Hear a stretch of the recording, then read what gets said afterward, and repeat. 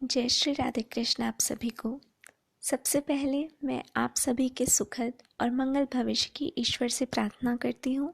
इस वैश्विक महामारी के प्रकोप से ईश्वर सभी की रक्षा करें। आज की कविता है मन की अवस्था।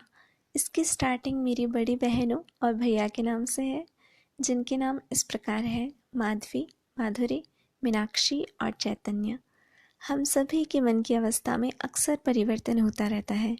ये परिवर्तन कभी परिस्थितिवश, कभी संगति के कारण, तो कभी ईश्वरीय कृपा से होता रहता है। तो चलिए, मैं मोनिका फिर से आप सभी के बीच अपनी नई कविता मन की अवस्था के साथ। सुनो, अब तुम निखरने लगी हो, माधवी की लताओं की ओट में गुण माधुर्य लिए। तुम्हारी मीन जैसी अक्षियों से अपने पूर्ण चैतन्य स्वरूप को समझने लगी हो। श्रृंगार तो पहले भी किया तुमने, मगर आज कोई दिखावा नहीं, छलावा नहीं। किसी भी तरह के आडंबर के बिना भीतर बाहर एक होने लगी हो।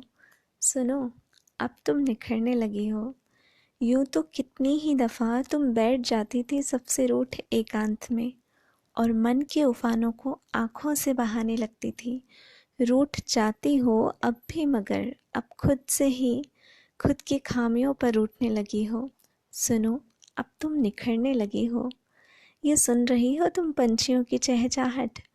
इनमें से तुम्हें तब कोयल ही पसंद हुआ करती थी। शब्द कौवे का तुम हरदम कर्कश ही कहा करती थी। अब जब मौन बैठती हो तो घंटों सभी को गौर से सुना करती हो।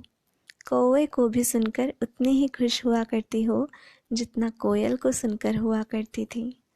स्वभाव में तुम अब बाहर से मोनिका, भीतर से योगेश्वरी होने लगी हो।